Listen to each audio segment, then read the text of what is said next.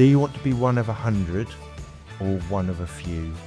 A message saying, who is this? And I said, it's so-and-so from such and such a property. There's water coming through my lounge ceiling. That's really challenging though, isn't it, for a landlord to go, well, how do I determine who's going to be the best person for me? Welcome to the All Things Property podcast with me, Simon Bacon of Preferential Properties. Every week, Ian Sadler and I will delve into all things property. We'll guide you through with friendly, no-nonsense advice. So last episode here, we touched briefly on some of the differences between corporates and independents, and I just feel that's a really interesting topic to maybe explore in a bit more detail. Not particularly focusing on corporates and independents, but to try and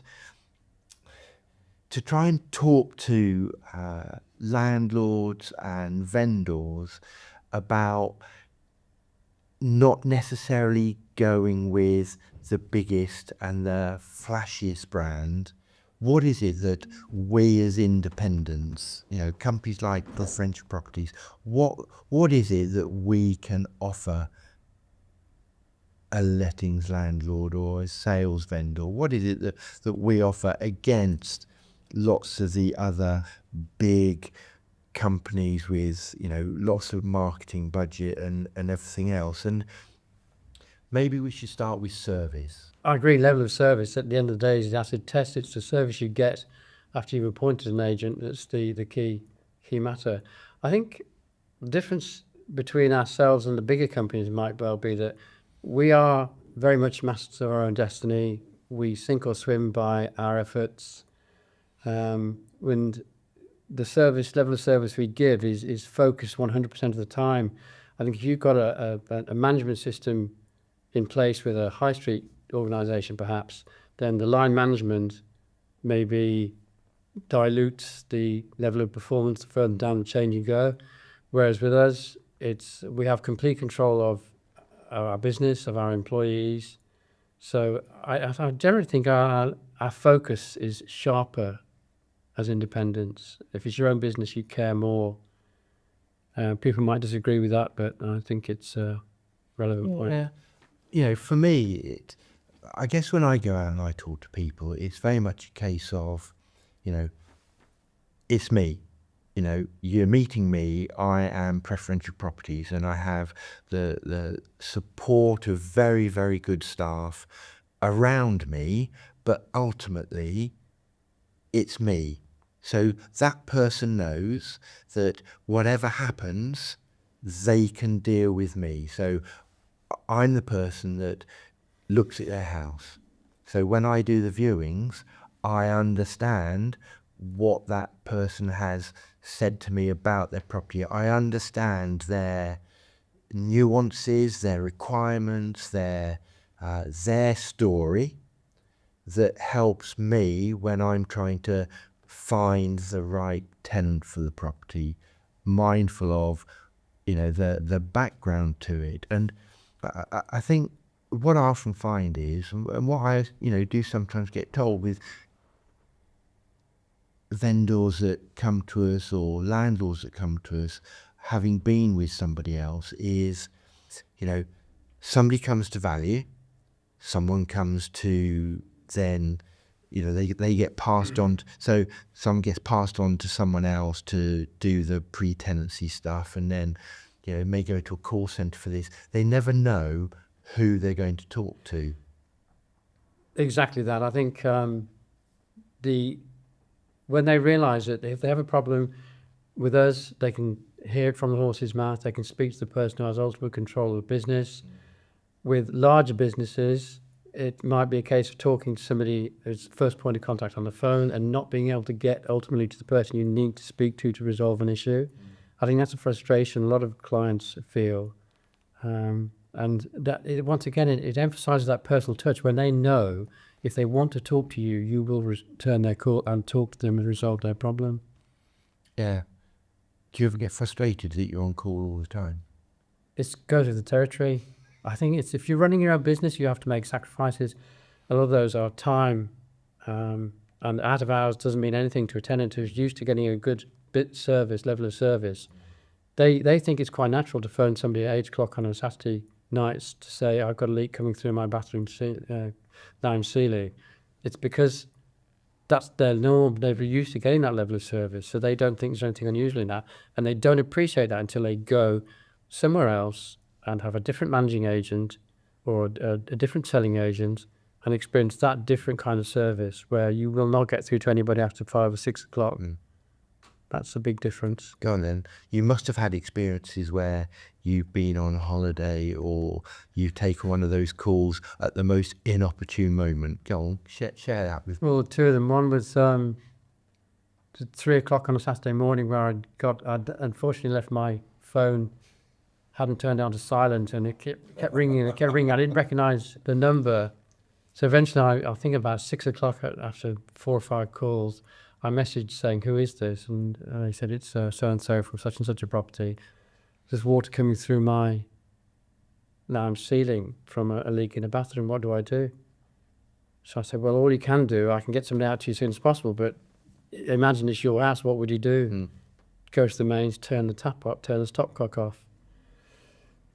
Another one was, I was on holiday in France, and I shouldn't take my phone with me, should I? Or shouldn't answer the calls. But in fairness, that's the difference, isn't it? It is very much. You have to have, you have to have your phone with you 24/7. That's the USP with us, isn't it? Yeah. I think we are available, and if people get to expect that and understand that's going to happen, it's a massive USP for us. So go on then, tell me about the one in France. Oh, it's a neighbour who, I don't know where she got my number from, but she was complaining about a tenant's dog.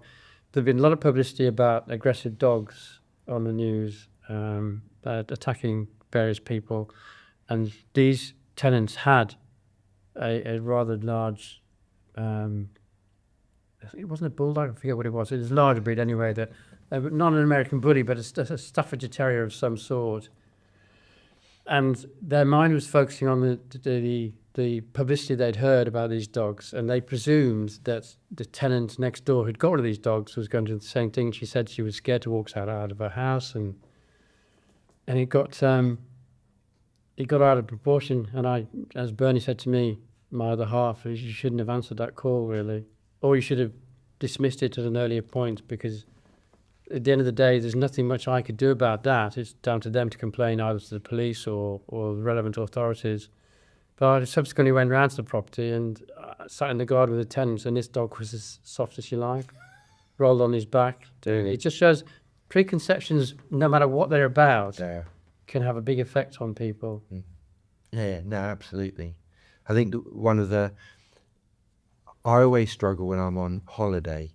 I accept that, obviously night times, and I remember taking a call 3 o'clock one Good Friday morning from a tenant. There'd been a fire in the flat above them, and the flat above had been completely destroyed. They'd been evacuated out, and like you, they were saying to me, 3 o'clock Good Friday morning, what am I meant to do?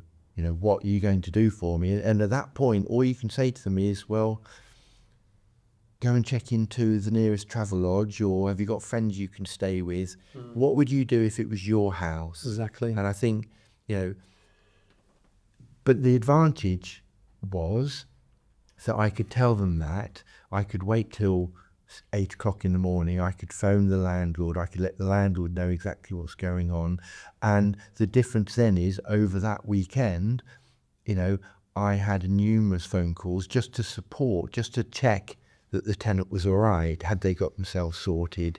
I then was able to talk to the landlord about what their plans were, because obviously they were gutted. I know that's a Freudian slip, because the flat had been gutted above, but they were gutted that their property was, had been so severely damaged that it was going to be an insurance job, all that sort of stuff. But over that weekend, Easter weekend, I ended up spending quite a bit of time liaising between the tenant, the landlord, and also talking to landlords of properties that we had vacant to see whether we could arrange a short-term solution to get those tenants into something more permanent. And I think that's the difference is, I think as a business owner, you take responsibility.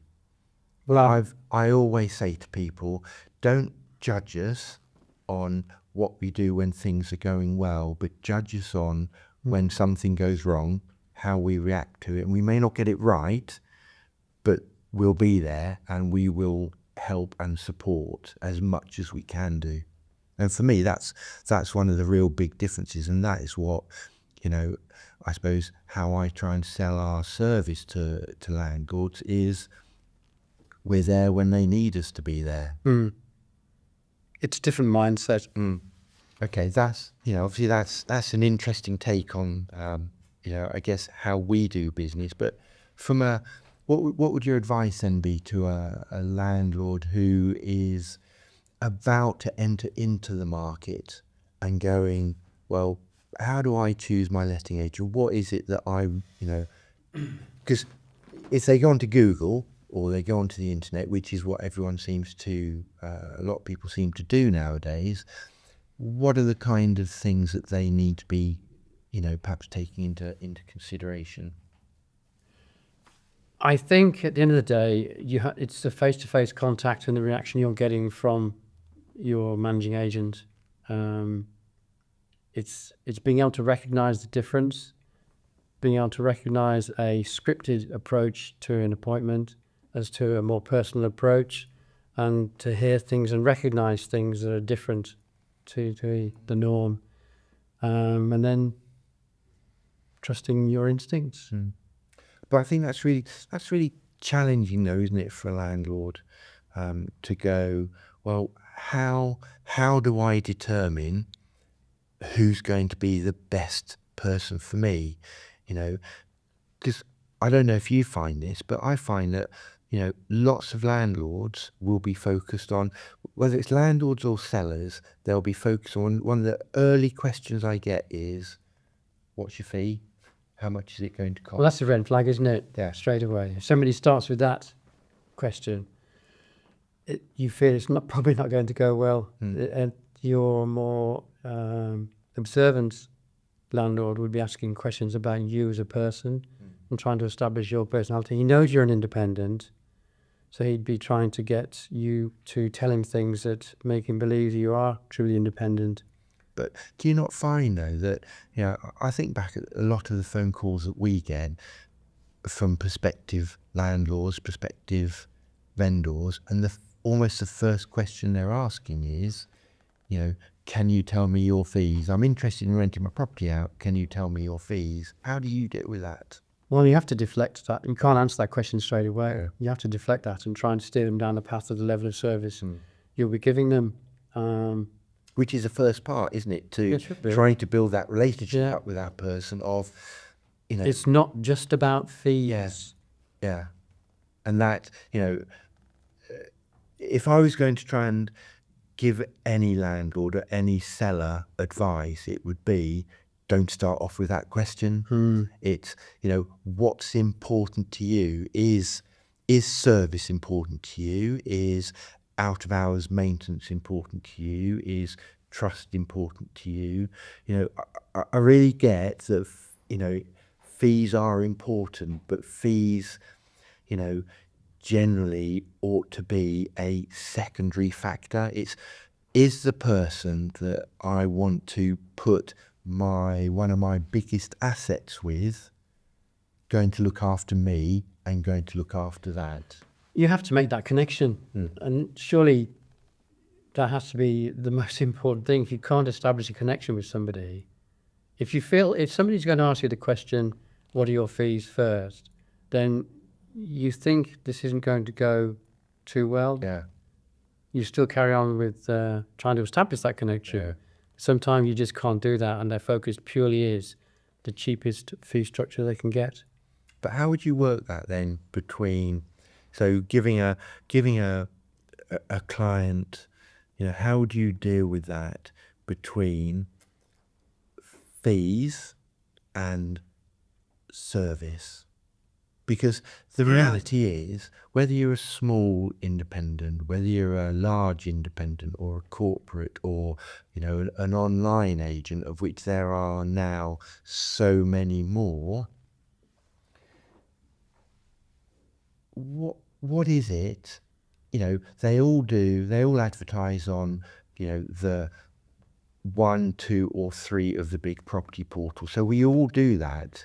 There's so many things that we all do exactly the same, whether it's good quality photography, whether it's floor plans, whether it's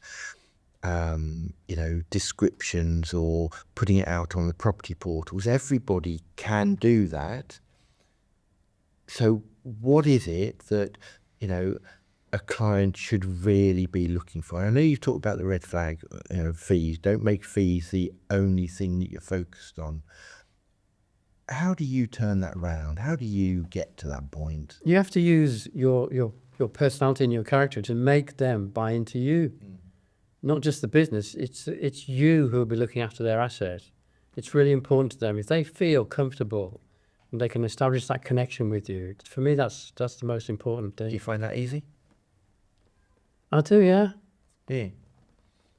Well, as I said earlier in a previous podcast, I completely believe what I'm talking about and what I'm telling people. I have complete faith in that I know what I am talking about.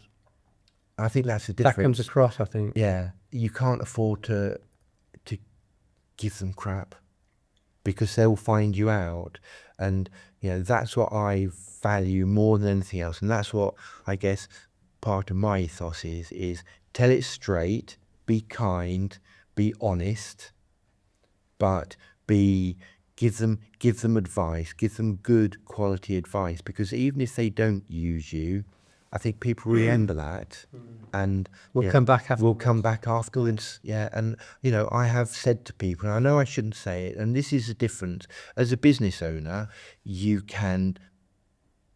I've probably made decisions that aren't good business decisions, but they're good integrity decisions, which is you're walking away from potential conflict. yes. If fee's the only thing that's important to you, go and use somebody else that will do it cheaper. But please bear me in mind when you're not happy or you don't get what you think you're getting, and don't be afraid to come back to me. Yeah, pretty much. In a nutshell. Yeah, absolutely. Do you find that very often? Of all your inquiries, do you get many of those? Because I reckon you probably get most of yours through recommendations, don't you? Yeah, I do. I don't think I've ever met anybody that I had an instant dislike for. I think I'd always try and turn them round. Or even when you met me? Well, apart from you. Okay, fair enough. So what's your other big bugbear? Because I know for me, one of my big bugbears is when you go in and you give someone a value, and they've had perhaps some other agents around who have gone, oh no, we can get you this much for it. And I'm thinking, well, you won't get that. Because sometimes they're focused on fees, and the other time is they're focused on how much, what's the maximum that I can possibly get for it. But assuming a basic level of intelligence with any landlord or vendor, they have to be able to recognise BS when they hear it. Do you think they do? I think majority of them. And I'm not being critical of all landlords or all vendors, but how often have you lost out to somebody that has gone, oh no, they offered me, or they said I could get £10,000 more on a sales price, or I can get, or they've offered me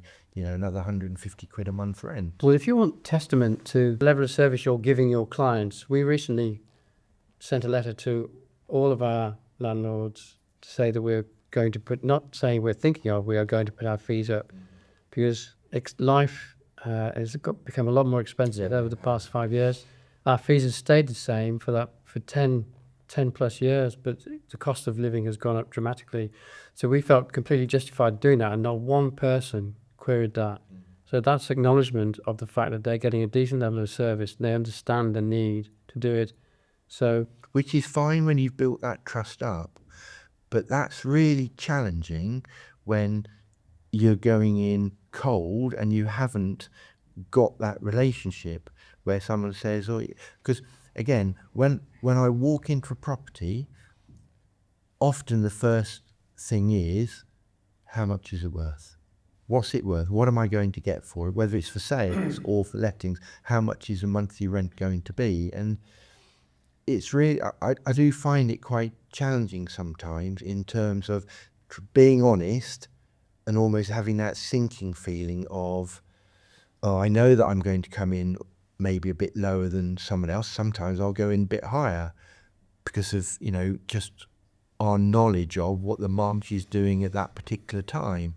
But there are occasions where you go in and someone says, oh, this agent has said I can get this for it. And I'm thinking, Well, what you want to say, what you actually have to say are two different things, aren't they? But you have to use your sparkling personality and character to turn them around.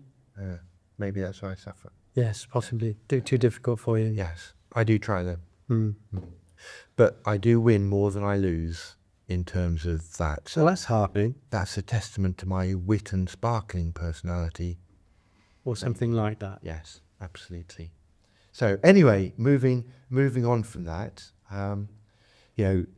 what else is it that you think that, landlords need to be giving consideration to when choosing between poor old us, or little old us, I should say, or someone with, the shiny brand or the big office or, Well, they want to hear the basics are in place, don't they? But the structure is there to manage their property in an efficient and competent manner. At the end of the day, until you've managed their property for 6 or 12 months, they're not going to know whether you can do that or not. No, exactly. So the proof of the pudding is get the property on board and then live up to what you told them you could do. The other thing I want to move on to, I guess, Ian, is accountability, because again, that's when I go out and talk to people, that's something that I guess I do focus on, because I see that as a real difference between a business that is managed by the owner and a business that is, just has staff going. Okay, define that accountability for me from your perspective. Okay, if something goes wrong, I have I suppose, an obligation. I feel an obligation. A moral obligation to my client to rectify it and make it good. Now, that isn't always and the outcome of that is not always in the best interest of a business. No, I get that. You have to make it cost effective. At the end of the day, it's got to be personal, hasn't it? It's got to be. Look, I've made a mistake, or we have made a mistake.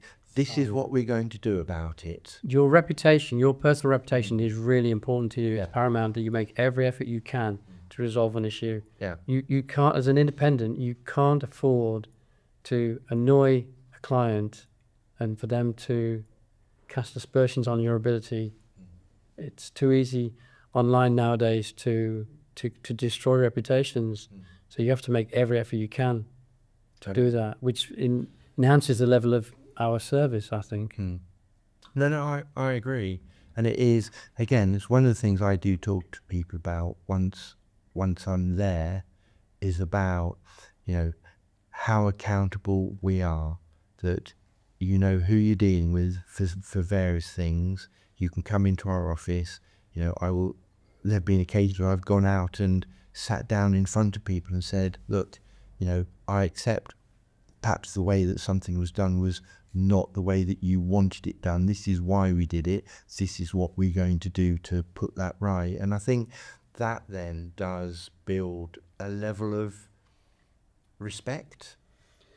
We live in a no-blame culture, don't we? Where people are reluctant to accept responsibility for their mistakes. So if you can be seen to be doing that with a client and confronting the issue head on, you will ultimately get a far greater level of respect from them than from just ignoring it. Yeah, no, I agree. It's a challenging one though, and it's one that I suppose I grapple with all the time when you get that phone call of, I'm interested in renting my property out, what are your fees? You're thinking, I don't want to lose this, because those kind of leads are really important, but you've got to make sure that any business you get is the right kind of business. Well, it's more it's more time consuming to sweep up Yeah. a Yeah. problem than if you can recognise it's a potential problem before you take on the business, then you'll ultimately save yourself a lot of Right. time and money. No, I agree. So I guess just to conclude this particular episode then is, if you're wondering whether to go with a big name corporate or a local independent, ask yourself this: do you want to be one of 100 or one of a few? Thanks, Ian. You're welcome. And if you would like to talk to us about your property needs, or want a valuation, or want to talk about renting your property out, please give us a call. Thank you for listening. Thanks for tuning in to this week's episode of the All Things Property Podcast. If you found this episode useful, don't forget to subscribe, like, and share.